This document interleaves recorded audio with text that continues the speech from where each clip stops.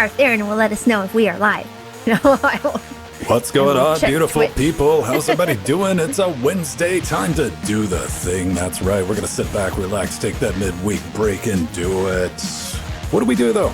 Well, we're going to talk about some Linuxy bits, some open source bits, some musical bits, some pipey bits, and probably an occasional pie-y bit. Just getting ready. All the digital bits getting slapped together for the pre-show. Should be good. As you see, it's Minty PipeWire and mixing with fire this week. All right, we got everything together, got the recordings going. That's looking good. Woohoo! All right, everybody, what's up? What's new? Playing around with a bunch of stuff, trying to get caught up with a gang of things I'm putting out in the world for interfacing Linux and collecting backlogs and trying to get caught up with it. Hope everybody's having a good middle of your week. Plenty of things to talk about, like I alluded to. Nothing too crazy. Okay, that is good.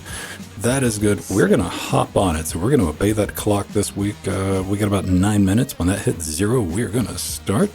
Okay. I will leave in just a minute and take a break. But we are live, yes. Okay. Yes, we are. Mm-hmm. I didn't get the usual notification from our Theron about going live. So I checked. Your bandwidth's being sputtery again. Why don't you log out and log back in? Oh, okay.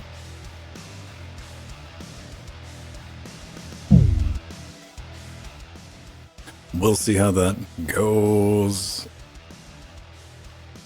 Speaking of Windows, dude, I saw the thing just a minute ago. Right before we went live, I went ahead and dropped it into our Discord in general disarrays, and I went and tossed that in. Microsoft has revealed their subscription pricing for Windows 10. Yeah. You don't want to let go of Windows 10? Now, this is not going to affect any of the people that are like, I'm going to run Windows 10 forever. Are you going to pay to have it, the security updates? No. And they're going to be the problem children. But $61 a device per year for companies. Now, this is 100%. Yeah. 122 for the second year and 244 if you want to keep it the third year. Oh, my goodness gracious. What is with the crazy pricing? This is Microsoft politely telling companies that have bought, because Windows 10 is, it doesn't seem like it should be dead yet, but it is most definitely dead. And they don't want to support it anymore. And this is like, you know what? If you want to keep running it, pay us a lot per seat. $244. Great time to switch to Linux.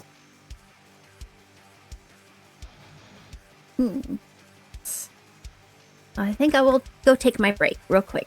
All right.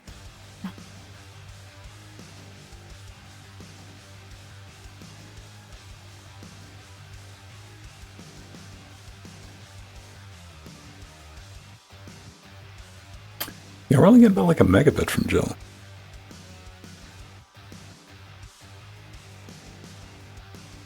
That's kind of wild.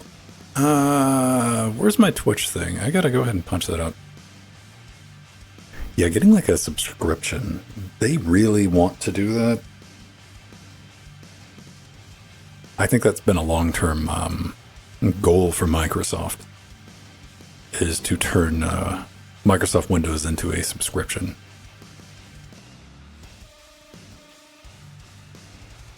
Service. And like, you know what? It makes sense. We have a Chromebook at home. This is definitely one way to think about it. Well, I mean, it does boil down to, like, how would you even offer that? I guess I'm sitting here trying to think, man, like, how do you get people to get on board with a Windows subscription service? And, like, the average desktop user, like the home user, probably, I don't know if they would even target that. They would love to target businesses, like Microsoft 366, all in one, operating system as a service. But like the home users, what would they have to throw in? Because doing a desktop streaming, you know, that's not that big a deal, but they would have to throw in like Game Pass or something like that in order for it to make. What type of carrot do you hang around to get people to come go, all right, I'll give you like $20 a month for an operating system? Like, good luck with that. That's going to be a hard shift.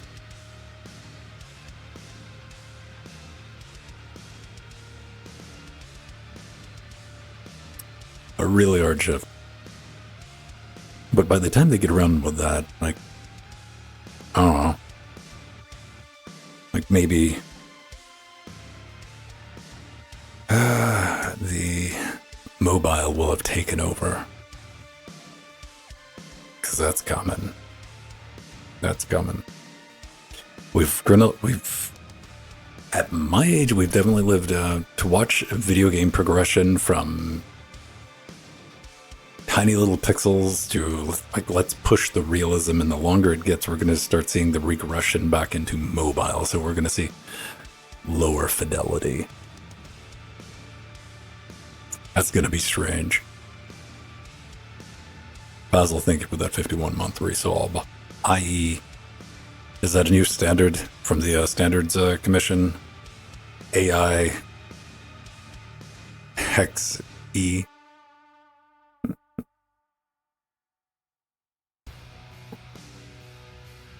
And Pedro's eating bananas tonight. For the op. We'll get started here in a minute. I'm just trying to get stuff together. I gotta finish that video for that RK310. Video's done. All the principal photography and recording's done. All the video is done. I just gotta stick it together. That's the fun part about making a video, is trying to get what's in here on the screen in a reasonable way. But I'm at like 60% done with it. It's only gonna be about 6 minutes. That's, I think I posted that on Mastodon and on Twitter and all the other places. It always amuses me when I end up with like 20 minutes. You know, reading out a script, doing a couple of takes of it, putting it together. Like, I sit down to edit it and just watch it go like 6 minutes. It still amuses me. It does. Well, we get all kinds of standards. I saw some talk. PCI Express 7 is getting ratified, or very close to getting ratified. And you would think maybe motherboard manufacturers would start putting more than 1x16 in, like, what, 2x1s on their motherboards again? Like, talk about regression, right? Remember when motherboards had expansion slots on them? Now what do you get, a by 16? And if you're lucky, you might get a by 8. I mean, you might get another physical by 16. Electrically, it's going to be by 8.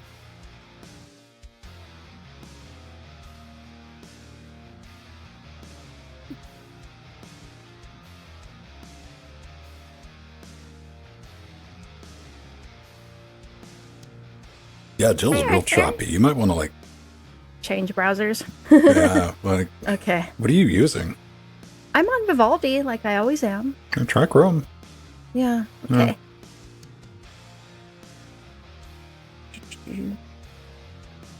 See if Chrome works.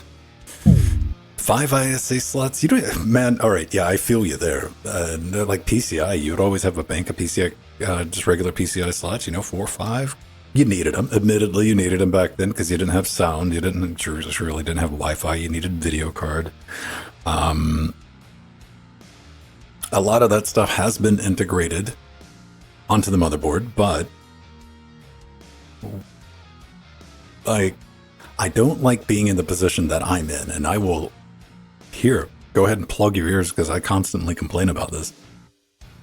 If you need to do anything more than plug in a video card and possibly a sound card, you know, a buy one or something like that, kind of SOL, and you immediately have to go to HEDT, which is 5 times the price, man. And I'm like, but I just need to plug in like one other thing. It's like, no. That drives me insane. Bugs me. And they could do it now with like PCI Express 5.0. bifurcate that, bust it down, give me, because like nothing's using PCI Express 5. Like just bust that down to like PCI Express 3.0 and we're going to be good. Okay. Hey, look.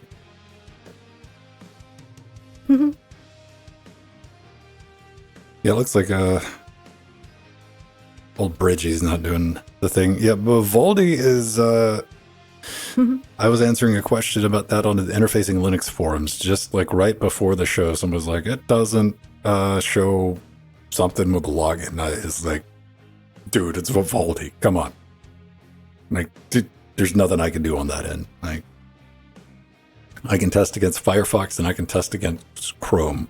Whatever Brave, Vivaldi, whatever Moon Browser 9000 Elks you're using, contact them and let them know that something they've done to enhance their browsing experience has broken a standards compliant website. Yeah. I use Vivaldi, but only because it seems to run better than Brave. I try to, I use Firefox, I use Chrome. I rarely use Chrome. I use Chrome. Is it Chromium or Chrome Beta? Let's answer that question. Let's go to About Chromium. Hey, what do you want to bet that it says About Chromium? So it's probably Chromium, right? Yeah. I'm not a betting man, but if I was going to have to wager some money on that, yeah, I use Chromium. I have Chrome kicking around. I do my best to use Firefox when I'm in here browsing. I don't use Firefox on mobile because it's a dumpster fire. Anybody who tells you differently is lying to you. Yeah, the irony is that Vivaldi just got updated, so something went wonky, I think. It didn't like the update. Jitsi didn't like the update.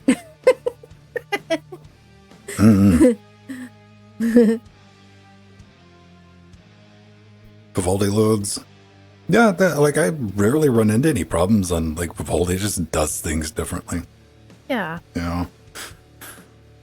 I forget what it is. It might be save image. Maybe they finally fixed that, but if I right click to save image, then I have to go to a sub menu inside of that, and I'm like, get out of here. We all know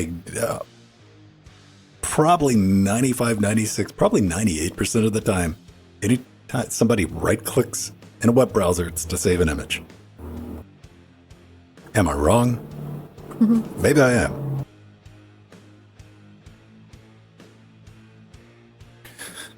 Yeah, nothing changed on the Jitsi server. The Jitsi server does not get updated. It's you're working? There's been multiple versions of Jitsi that have been upgraded and enhanced and not touched up. Not broken. Don't fix Ben doesn't touch it for a while. Unless I see a big security issue come flying by, still not going to touch it.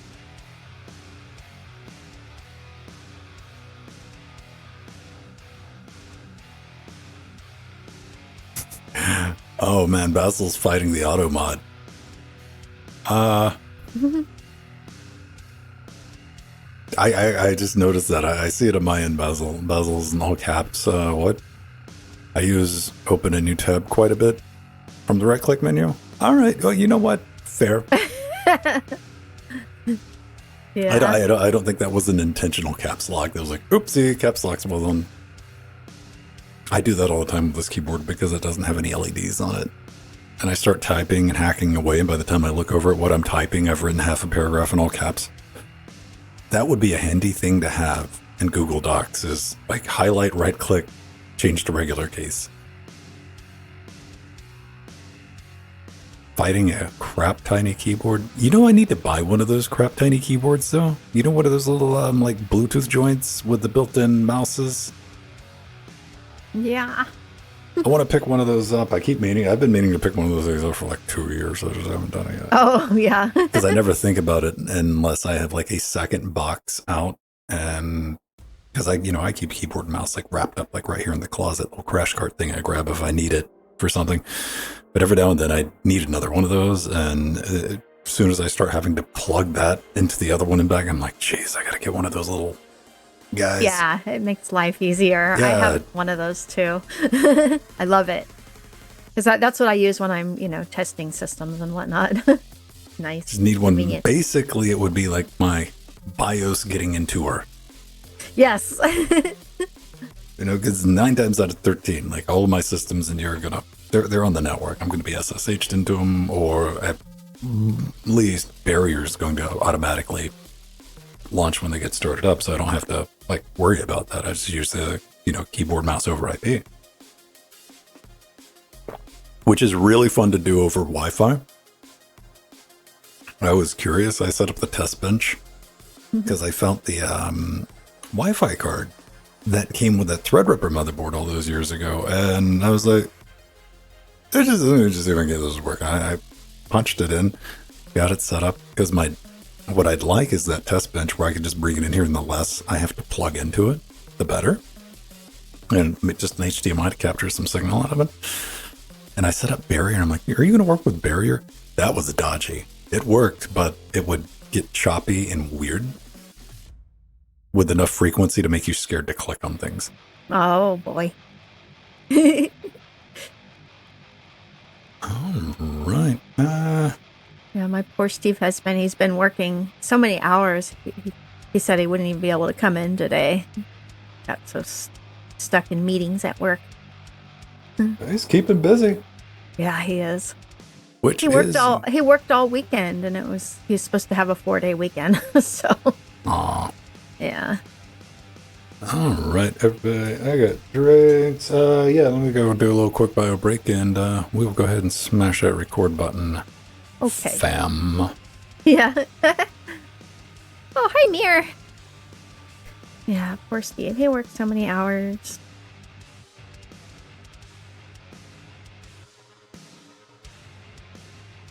Yeah, Arthur, and that's the first time I've had an issue with... I had just updated Vivaldi a couple days ago, so that must be that's what changed. Some kind of routing issue with Jitsi, or it's strange.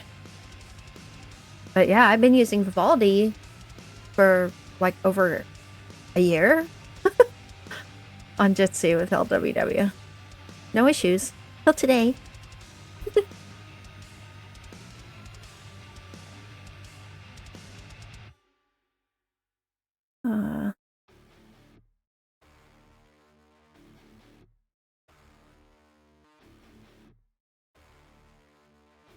Oh, yeah. Oh, yeah. So, Arthur and I have one of my old scale mugs, scale 16X. Yeah. I realize I haven't shown my mug in a while. I've been using this the last few weeks because of scale. But I had a different scale mug I was about 3 weeks ago, but I showed that one. I actually have new mugs I need to get ready for the show.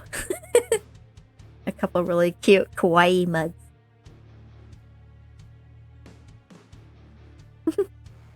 Oh, I gotta remember to check Twitch too.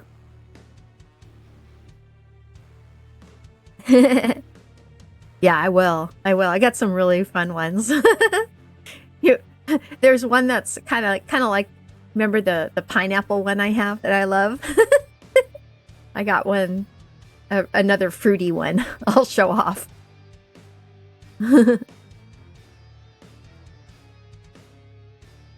Vodka this early. Basil. No, just water. In fact, that's what I always have in here, is just water. Occasionally tea. I sometimes have tea, but it's water or tea. I had a delicious tea yesterday, a milk tea with boba that I love.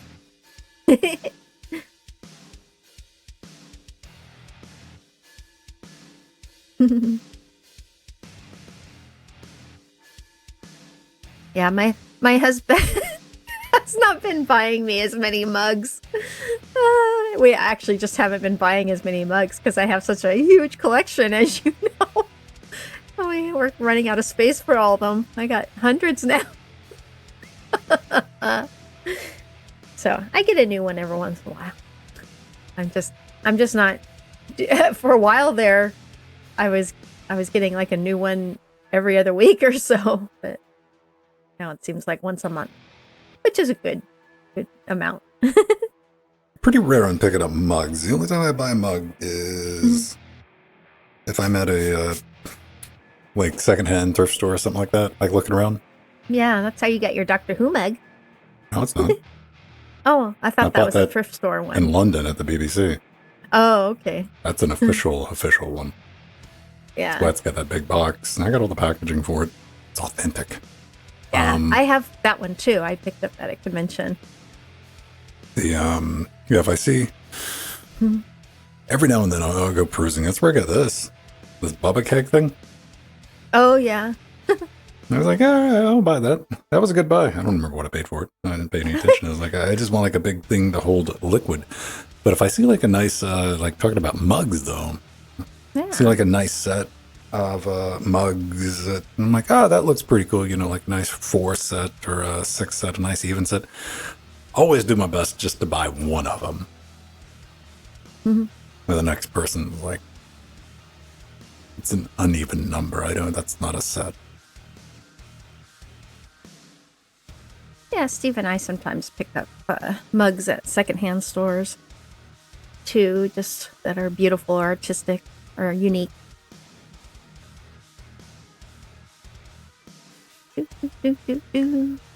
Yeah, I kept thinking your Doctor Who mug came from the thrift store. It's been a while since I had heard the story. No. Yeah. I still got the box and documentation that thing came with. It was expensive. Yeah. And to their credit, I mean, nothing's ever come off of it. You know, it's not like there's no high quality. Yeah. Oh. Yep, it's got its serial number on the bottom and everything. It's a collector's item, but I just use it to drink that off. Right. There we go. Got everything. Let's see if the record thing works right this week, because it did not want to work right last week. That, surprisingly, was a very easy fix. If you weren't around last week, the automated system that I have that starts recording in Reaper and recording in OBS when I hit a button on the Stream Deck, that Reaper didn't start OBS, and we were about 3 minutes into the show where I'm like, wait a minute. Oops. Yeah. And I clicked on that. Couldn't even tell.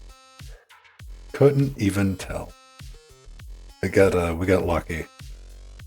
All right. Let's put it together and let's see. That's looking good. How many data bits are we getting? Yeah. All right. It's sending good. Done. There we go. Okay, come on. Let's see if it does. Boop. Hey, it did it right this time. That's even more frustrating. Non-reproducibility. That's what you look for in errors. Like, yeah, it only does fails to work sometimes. Is there a reason? No. Just happens. Like the Wi-Fi only works when it rains post. True story, fascinating read. There we go. All right, everybody. Let's go ahead and pop into it.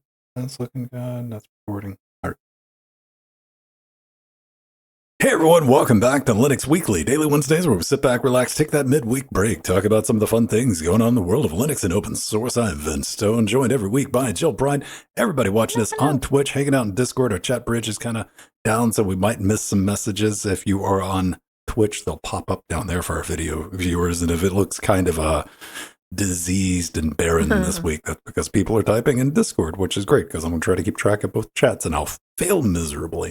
Stay tuned for that. We got a pretty chunky show for you this week. I'm kind of excited to tell you about a little bit of audio stuff for mixing, and of course, we got some information on some Minty PipeWire. But first, Jill, you've been diseased and decrepit.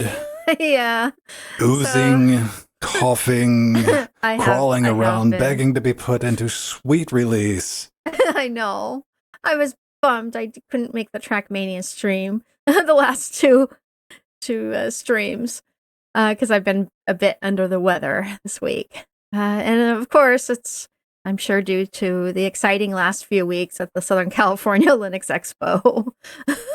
I think I was great for about a week after the conference, and then it kind of hit me. And I think part of that was just exhaustion and excitement, and it turned into a cold.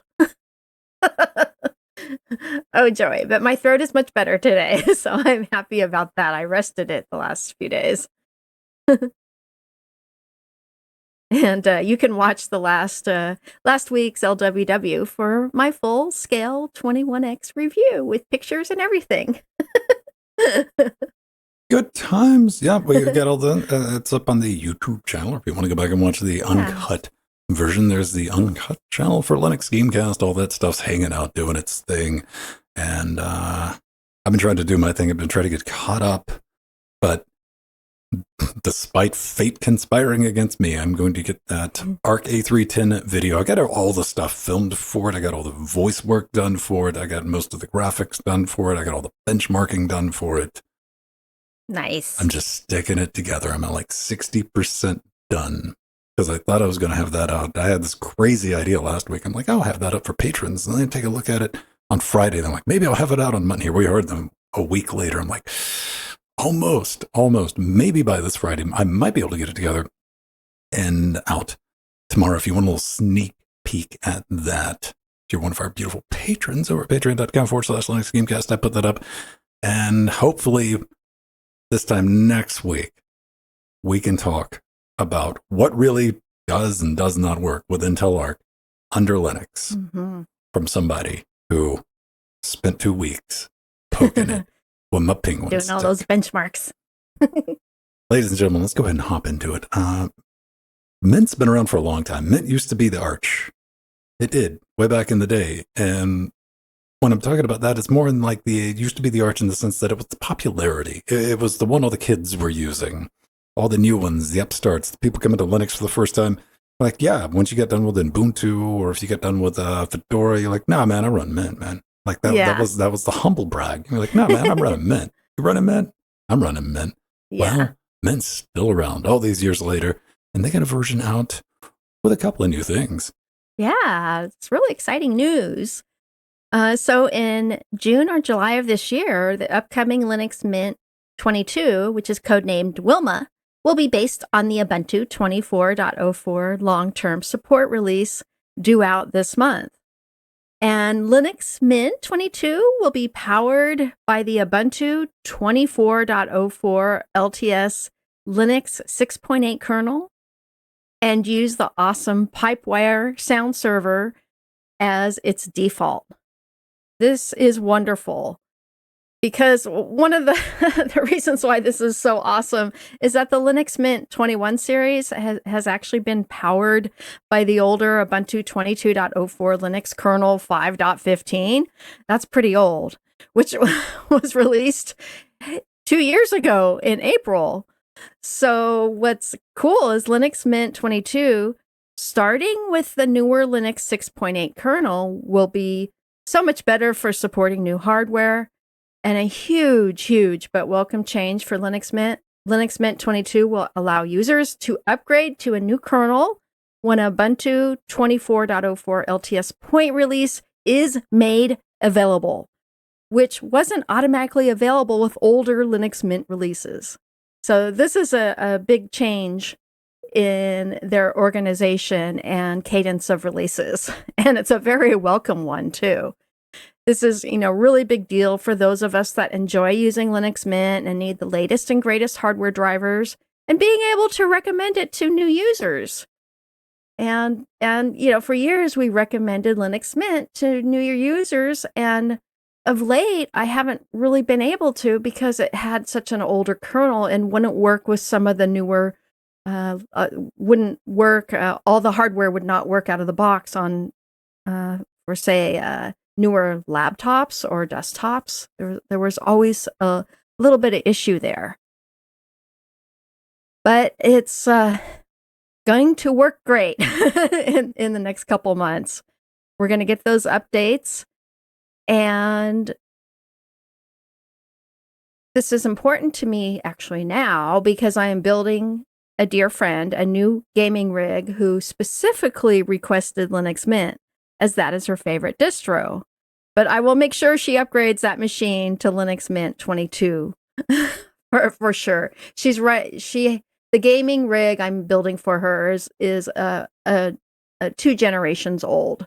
So Linux Mint, the current Linux Mint 21 will work fine. But 22 will be a whole lot better for that machine. That's for sure. Couple of quality of life additions for this version of Mint. One that really stuck out to me is our old friend Gnome. You might know they've moved over to GTK4, which is good. That's great. And the Mint team, well, they've decided to hack up a front end that works with not only GTK4, but GTK3, which that's kind of a big thing. If you ever use Gnome, Gnome's got a bunch of great utilities. I give KDE and Gnome a hard time, but especially with the Gnome project, there's several applications developed from the Gnome team that I use day in and day out, just not their desktop manager. So being able to have that nicety for logging into your Google accounts and all that from GTK3 apps, good job, Mint team. Now, another thing that they've done, another thing that's really nice, depending on where you're sitting around, most people, you might not care. Because Ubuntu has officially swapped out Thunderbird email client, the Debian package for Snap, because that reasons, I don't know. Let's pretend Snap's better or whatever. Maybe you don't like Snaps. Maybe you look at that and you're like, I don't want my email client running in a desktop container. Well, the Mint team's like, you know what? Yeah, we don't want you to do that either. So they are going to be swapping that out for an actual Debian package. Imagine that. So good job. Awesome. Mint team. And of course, the move to PipeWire is going to be great for our, people that just want desktop audio. You want to play the games, you want to listen to your YouTube videos, you're going to be in good shape there. Oh, yeah, that's fun. Good times. Now, let's talk about Fedora, GNOME, and KDE, because, man, since the beginning of time, in the early 2000s, a good afternoon read was head over to Slashdot, go to the comments section, and read an article where somebody was talking about GNOME KDE. There'd be 1,000 posts of people arguing, KDE is better, no, GNOME's better. And every time I see that argument and conversation, this is all I imagine on my ivory tower made of XFCE, because I don't care. However, there's been a little update to the Fedora project there. Yeah, there sure has. Yeah, so this is a bit of Linux news and something real quick that I just noticed this week, and it's a big deal. Fedora is actually proposing to change their default desktop workstation to KDE Plasma from the GNOME desktop. And then they would move the GNOME desktop to a separate Fedora Spin edition. So, keeping it one of their spins, of course. But this is really, really interesting. The Fedora team actually states, with the release of Plasma 6, KDE Plasma has developed into a high-quality, well-regarded desktop experience. Plasma has been at the forefront of creating a cohesive desktop platform that empowers the user to have full ownership of their computing experience. Are you going to take that, GNOME users? You're going to take that? KDE Plasma offers the most advanced Wayland. Ooh, those fighting words. Yeah. Aw, well, I think GNOME and KDE both do a great job with Wayland. So not according to Fedora, they don't. Yeah. So, but I've been actually really impressed with how well the KDE Plasma team has progressed Plasma and how they have worked actually with Valve on the Steam Deck to get the KDE desktop clean and stable. That was something they really pushed for since it was going to be used on the Steam Deck, and they did it. That team, man, they really made that desktop so much more stable than it had been. And I'm really not surprised about this proposal because KDE Plasma is very polished, mature. It's a really beautiful desktop and honestly great for those users coming from Windows because it has a very similar layout to Windows. So it's good for that. But GNOME is also wonderful. So now you'll have choice with Fedora, like you always did. You can use GNOME as a spin if this proposal goes through, or use the KDE Plasma desktop workstation. Pick and choose. Yeah. I mean, GNOME has been the default for Fedora since forever. Forever. Yeah. So this is a big move. This is an interesting proposal, but Yeah. I don't know. Like, I mean, like, this is just a proposal. This is somebody's like, Yeah. I really like KDE. We should run KDE, which will probably be met to, i.e., we run GNOME here. We're Fedora. Because that's usually how that shakes out. If it doesn't, it doesn't. KDE's got its fans, GNOME's got its fans, and I'm just here to remind you that don't, like, just pick the one that works for you and mind your own business. Yeah, you know? that's me and Ven were talking about that earlier before the show started, and that's the beauty of Linux. You have choice. You can use what other window manager or desktop manager you want. Yeah. You know, well, I'm using XFCE right now, but last week I was using Window Maker. You know, It's like whatever you want to use. And you know, I guess there's a little bit of a decision to be made, you know, with like what the default user experience is going to be. And to me, Yeah. at this point, I look at GNOME and I look at KDE and I'm like, yeah, it's same thing, Mhm. which is going to make people mad. But I mean, from my use case is I need a glorified window manager. Yeah. That's all I want. I don't spend any time on my desktop. I'm in an application. I'm doing stuff, man. I'm not organizing Yeah. folders and changing my desktop wallpaper. If you do that, that's awesome. That's great. You know what? You can still come over to my house and we can play Sonic the Hedgehog. Not a big deal. Nothing we're going to argue about. However, I don't. You know, I don't have a desktop background. I got 7 folders on my desktop. My desktop manager didn't have desktop icons until 2007, and I was okay with it. Didn't have a problem. Mhm. No, I mean, if you use GNOME, you use KDE, you really want that, like, I think of both of those desktop managers as like the kitchen sink approach. It's like, here's a Yeah. solidified, tied together environment, and that one application that's not inside that environment that you use looks really weird and sticks out. Oh, there we go. It'll probably, you got spins on top of everything, Elks, man. So Yeah. that's the thing that happened. Let's talk about OSC Mix. Who's ever heard Yes. of audio interface? Woohoo! Those words sound like moonspeak. Probably not in the day of streaming with the kids on Twitch and streaming on YouTube and making home recordings. It's kind of a thing you do when you put together, you're building your own PC. You're like, well, I got to get an audio interface. And every now and then people still use their sound card. But I think more and more, you know, you run out and you want to get like the Scarlett or whatnot to plug in your XLR mic, to put it on your mic arm with your microphone and push it over to the side and never use it. But you want it there because it looks good. And you're like, yeah, I'm the guy who walks over your house. And you know what I do? I go, Pet that mic. nope. See I wipe the the dust off of it, man. dust. Just like, I'm like, you just got that for looks, huh? It saves me the time from asking. I'm like, so what do you do? And they're like, then they got to try to come up with something. Audio interfaces come in all shapes, forms, and flavors. Even old ones way back in the day, like all the way back in like, I think 2007, 2008. I got a Motu 828 MK3 that internally has a full-on audio mixer built into it. It has digital signal processing. It's got compressors. It's got equalization. It's got reverb effects. It's got advanced routing. I can make anything go to anything. All the way back then. And they still make those interfaces today. But the prices usually start at $1,000. There are exceptions. You might know the Tascam 1608. I did a interfacing Linux video on that. It's got some rudimentary internal DSP with mixing. And I think it had a compressor. It didn't have an EQ, which was kind of sad.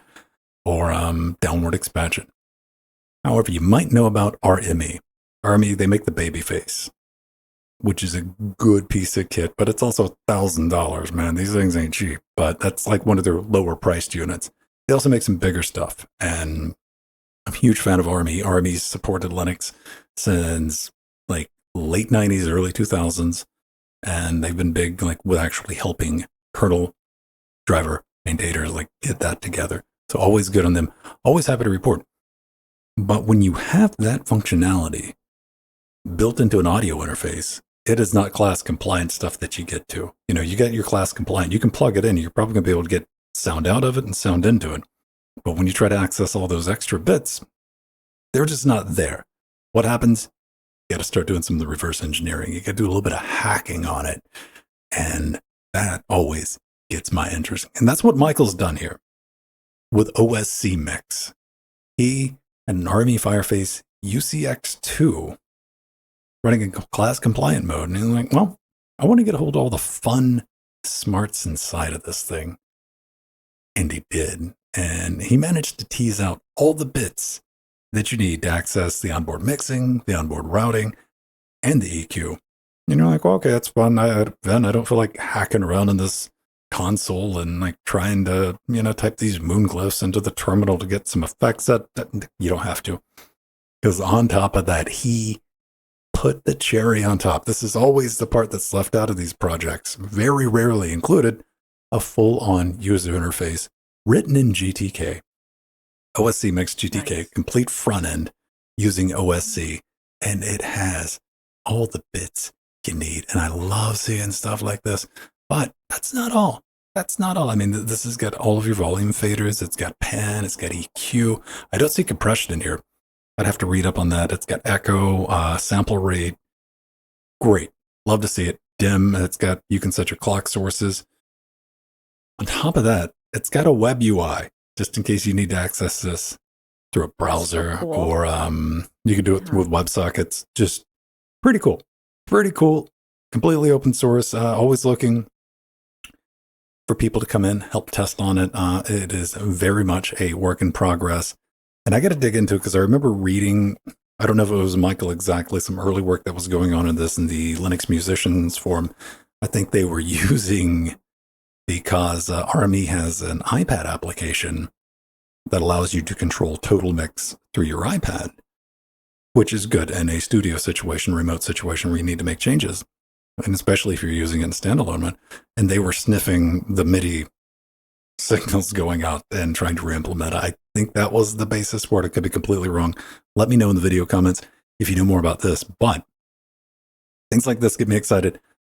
Why? Because I have an Army AIO Pro, which has all of these smarts built into it. And I would love to be able to access them. Like that is a big miss. It's hard to get that sell because some people really rely on Total Mix from Army and this type of functionality. And that is just like, nope, not going to Linux until that's implemented. I don't know how difficult it would be or how much similarity the Fireface UCX2 and the AIO Pro, because they're both FPGA based. Maybe they're not too dissimilar. I might be that guy and open the issue request and say, hey, but getting something like this in the GUI. And so if you get a Fireface UCX2, which you might not, because let's be honest, you're looking at like $1,000 audio interface. But if you got one later on, plug it in, give it a try. All this is going to be linked in the show notes. And I love seeing stuff like this. And I want more like this. We talked about a couple of weeks ago.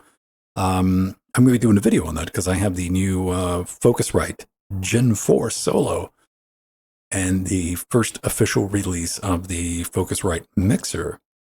A gentleman who reverse engineered it, and then Focusrite got in contact with him and like, hey, we're going to help you out. And through that application, you can do things like firmware updates, which is strange when you think about it. Now, for you Windows, Mac users, you're like, what big deal? And like Linux, we're still getting used to having functionality like that. Mm-hmm. That'll be fun to play around with. More tools, more better. Happy to see it. And just good times all around.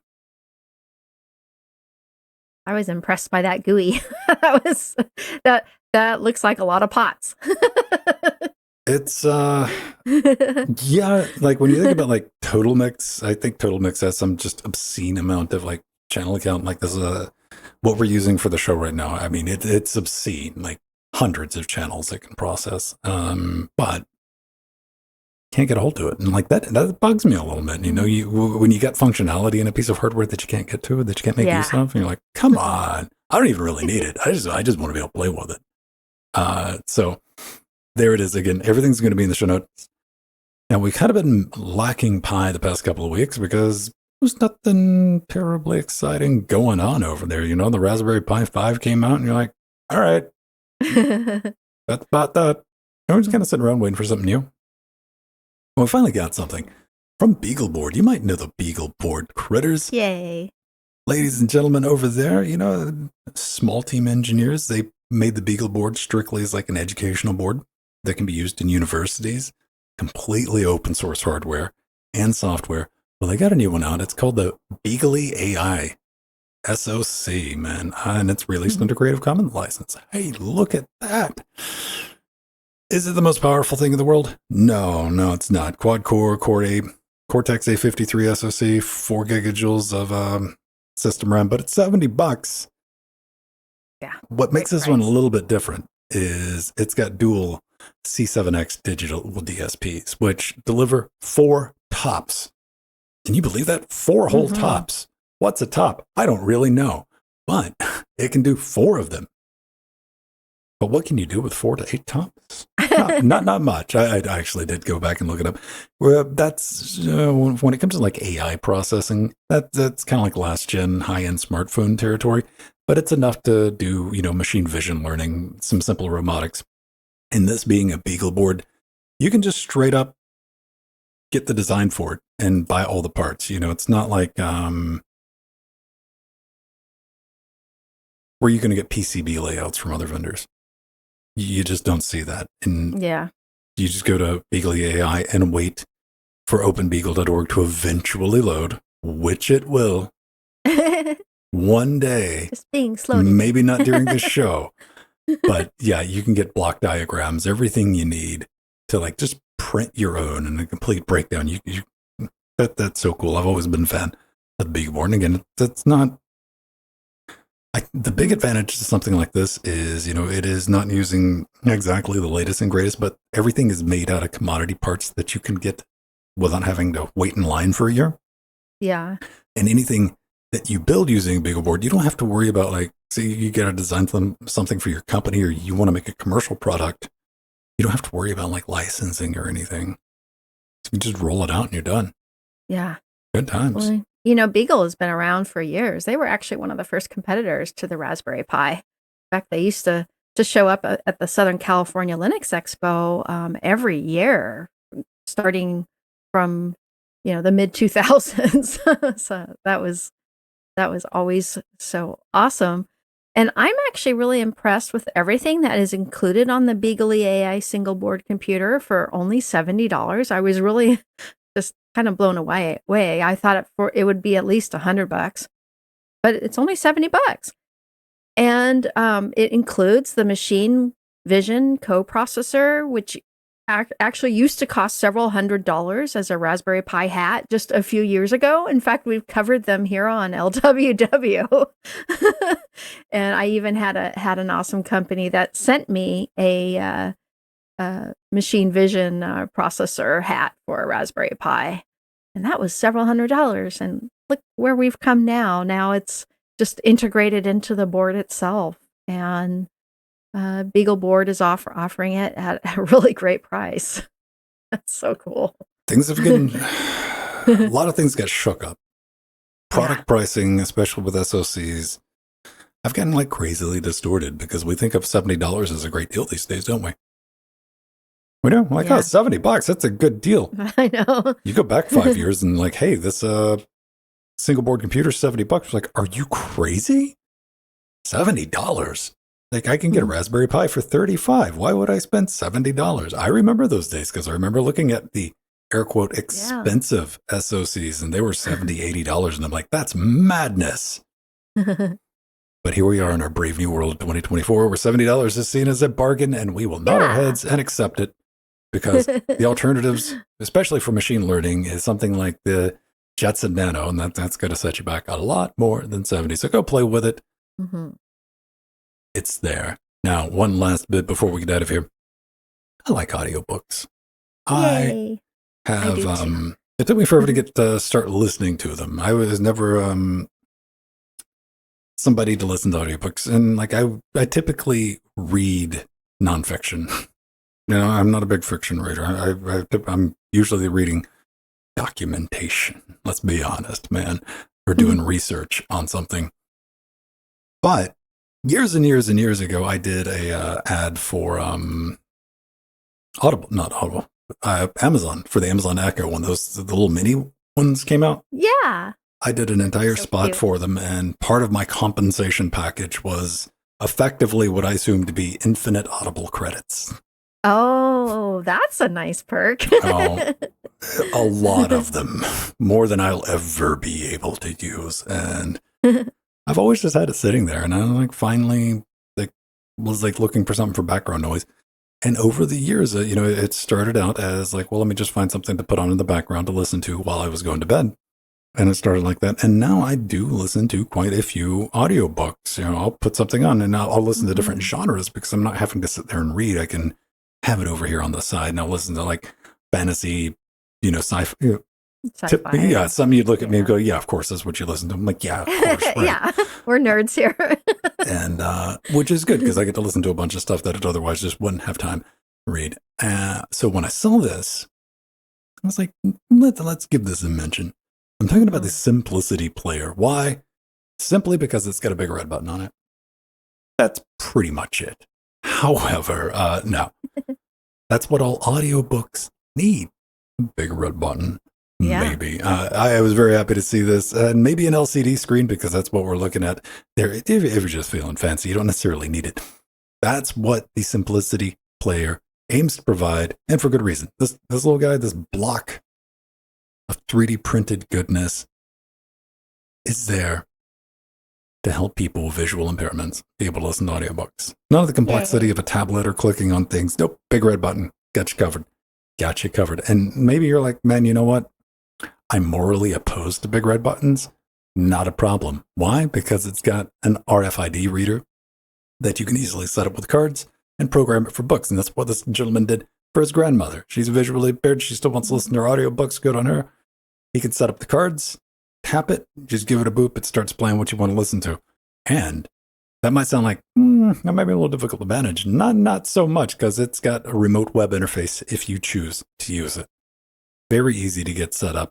Everything here, and I mean, you don't need anything at all, really. A Raspberry Pi 3A. That's all you need, LCD. Very, very cheap, very easy to put together. This is their first involved Python project, but yeah, I mean, I saw everything here outside of maybe I didn't dig around. I didn't see the schematics for the box itself, but there is an entire pot. Put it in an Altoids tin, Yeah. Do it the old-fashioned way. Just shove it in an Altoids tin and it'll work. But yeah, Simplicity player, I thought that was a good idea. Just to have something for I want to listen to, I forget. One of my friends, I'd bought them because they wanted to listen to internet radio. And this was kind of early days, a couple of years back. And I bought them a internet capable radio. Oh, yeah. I ended up not even giving it to him because it was just too psychotic to try to too complex to get into listen to the different stations. And I'm like, maybe I could get it programmed with the channels they want. And they're like, how do I browse? There's one something like this. If you just want to listen, I wouldn't mind adapt. I don't know if people listen to internet radio anymore, but it was the thing back in the day. But yeah, a button like that, you can program the button to stop, start, go to the next. Maybe it works on long press. I'm not 100% sure, but I thought that would be nice. A product like that, because if you had to buy a commercialized version of something like this, it would be thousands of dollars. Absolutely. Yeah. They would just rail you. And that's one of the reasons I was so impressed by this project. It's, really a wonderful device that solves a multitude of accessibility options for those with visual impairment and who can't read. There are lots of text-to-speech apps on Linux, which I use myself, but not an easy way to listen to audiobooks. And the Simplicity player does it by feel, which is brilliant. that's what people with visual impairments need. It's one of the reasons why blind people use Braille. So the developer, Stephen Dej, you actually, this is an ask. You might want to consider making multiples of these devices and selling them, because lower cost accessibility open source devices are so needed, like Ven was saying earlier, and a lot of people would buy them.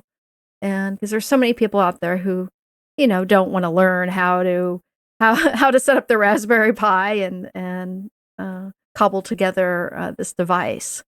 So it would be nice if there was one we could buy in the store, and then I could recommend it to a lot of friends of mine who are completely blind and those who are partial like myself.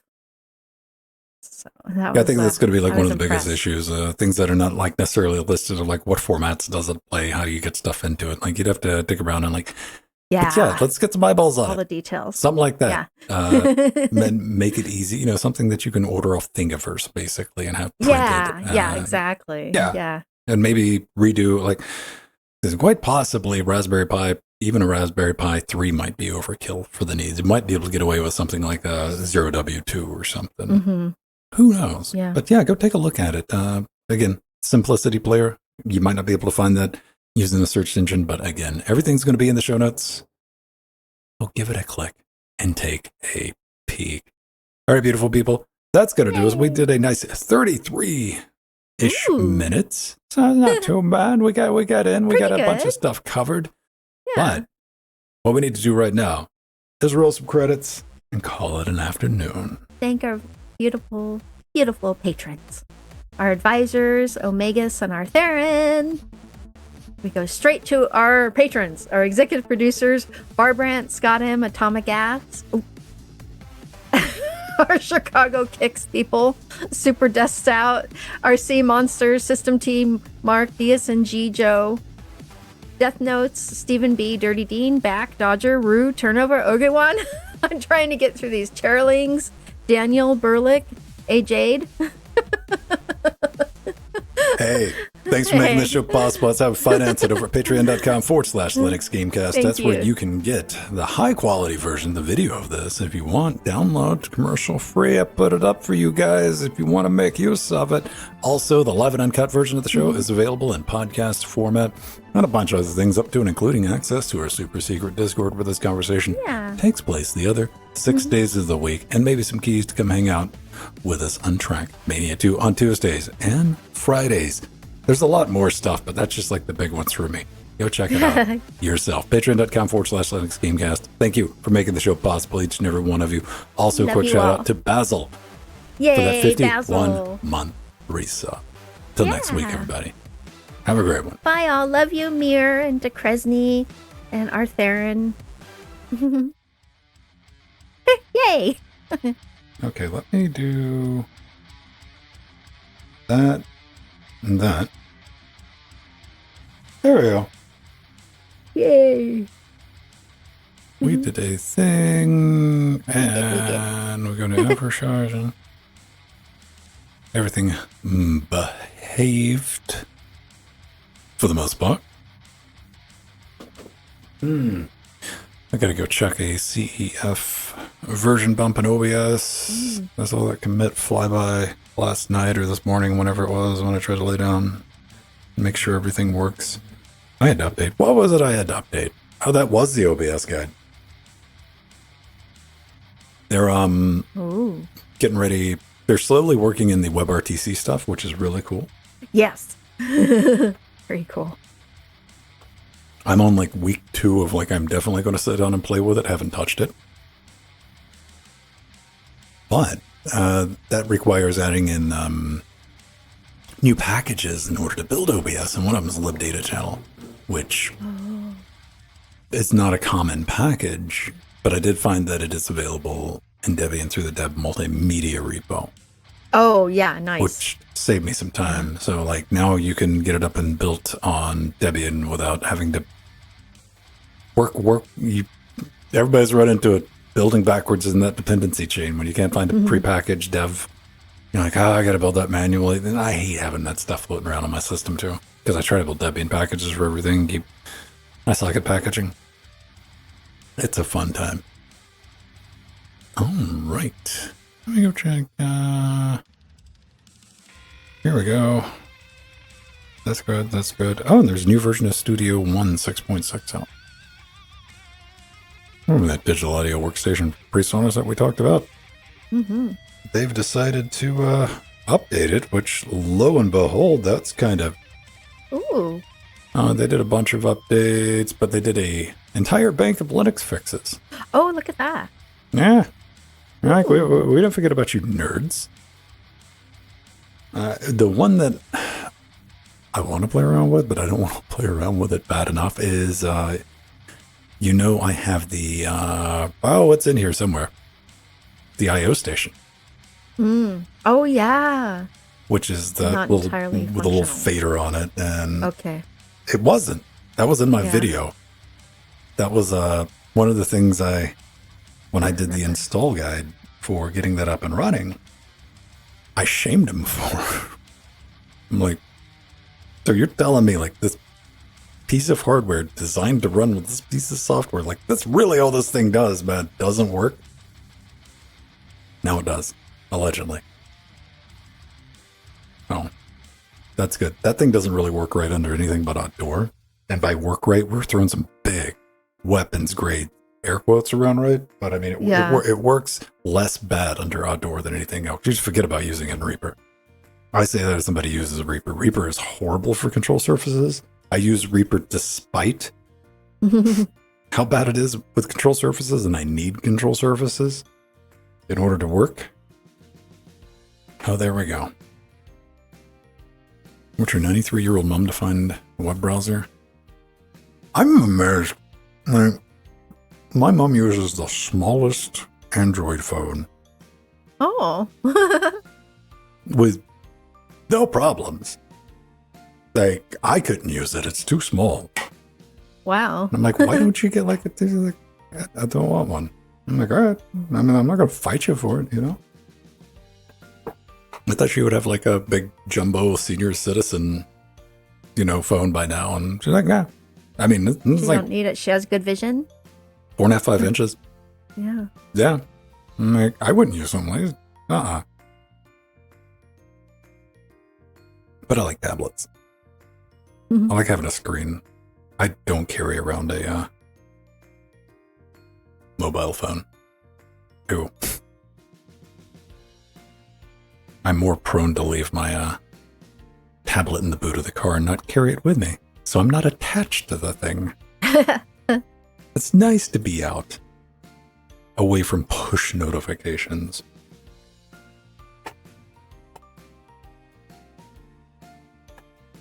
I don't know if Icecast is still a thing. I haven't heard about Icecast in a long time.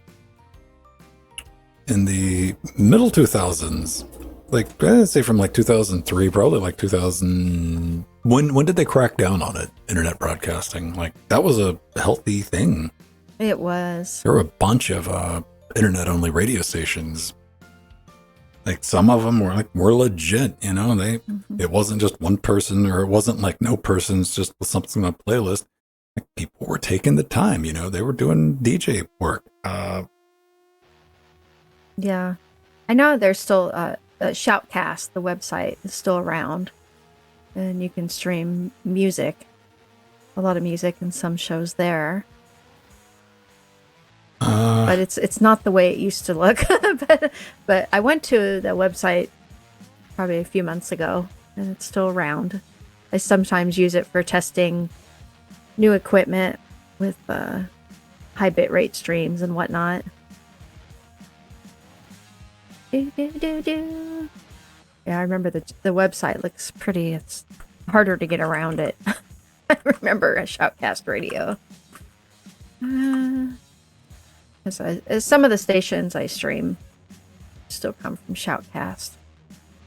I don't even know. I don't even know what the state of like internet radio is these days, or if anybody's still really doing it. Like that used to be a thing, though, man. Like you would go to a site or a station, and they would have an Icecast or some type of a lot of them, and like Clear Channel, they went for like the Microsoft streaming media solution, which didn't work Yeah. on Linux. But yeah, that was just like something you expected to have, and like now, not these days. Internetradio.com, but it's mostly music that's being streamed. I guess really what happened is the barrier to entry is low enough now to where the people who wanted to sit around and pretend to be DJs at home can now sit around and pretend Yeah, that's a roar. pretend to be DJs on Twitch. Yeah. Oh, they can do that, you just can't play music. You can still play music. You can play Creative Commons music. You just can't. Yeah. You're not gonna be doing top 40s. Well, I guess that's pretty cool. Mm-hmm. Yeah, I hadn't thought about that. I don't know. Probably a good thing dude, I might still have that in it because I did give it to the lady. That might be an interesting video. What can you do with an internet radio in 2024? Yeah. Because I ain't got any idea, man. We were talking last night about monitor calibration. I think that's going to be an upcoming project, is doing a detailed guide of how to color calibrate your monitors. Oh, that's a good one. Yeah. The utilitarian, because that's going to get the curiosity. And people looking to do it, it'll be a good guide, but it's also the other people are like, wait, what? What's that mean? Yeah, how do you do that? Why do you do that? Yeah. Plus, I think it would be a funny bit at the end of the video if I just had, like, one of them was just blue and the other one was yellow and purple or something like that. And I'm like, see, look, they're perfect. What am I looking for? Nope, that's not where I wanted to go. Oh, there. That's where I wanted to go. I wanted to check the... I'm thinking about one of those little mini... I haven't figured out which one I want, though. One is a little N100. I might pick that up this afternoon. Oh, nice. It is a new month. I must spend a tiny amount of money on something. Mm-hmm. I don't know what. I guess that'd be a good project. Maybe. Still not sold on the Raspberry Pi 5 yet. Not yet. I haven't seen a good case for one. Yeah, that is an issue. There's plenty of cases. Okay. We're waiting for Argon or somebody to make an Argon-like case, because despite what they say, the only reason you're using that PCI Express ribbon connector for almost everybody, and I do mean almost everybody, is to add an NVMe drive to it. Like, Yeah. I know it saved a few pennies not to put that NVMe connector on there, but the problem is you need a hat for that,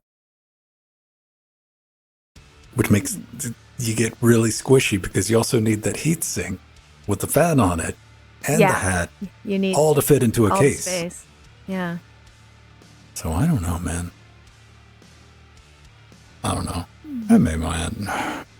It's just a bunch of pieces that have to stick together.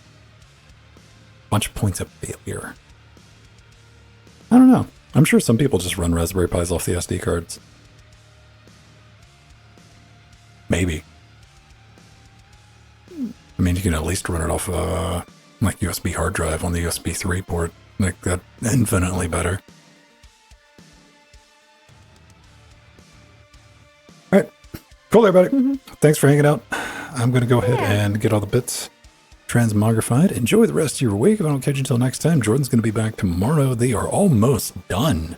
Almost complete with Borderline Jordan. Going through the Borderlands. Him and Jalad have been cutting through that game. I try Tiny to pop Tina. Yeah. in. Pretty interesting title. And yeah, that's going to be 7:30 tomorrow night, Eastern time. Everything's on the Twitch schedule. And of course, I'm going to be back for Friday. Why? Because we're wrapping up the difficulty in Trackmania this week. More challenge for the filthy casuals. So if you're thinking about popping in, you most definitely want to get some practice in, or you're just going to look like a fool on Friday. You ain't going to have you think you ain't got these maps, kids. All that information's pinned in Discord and the Trackmania Zen channel. Click the thing that looks like a tack. Does it say pin? Yeah, it says pin messages. So when you click it, it'll take you to the very top with all the bits you need. And of course, we'll probably be doing some RPG, maybe some 2020. I don't know, because we got a new campaign for Trackmania 2020. So on the Friday after shows, and I'm not sure which one of those we're going to pop into, but it's going to be one of them. All right, Jill. Okay. Say good night to everybody. Good night. Good night. Sorry, I just feel like I'm falling asleep. I'm exhausted.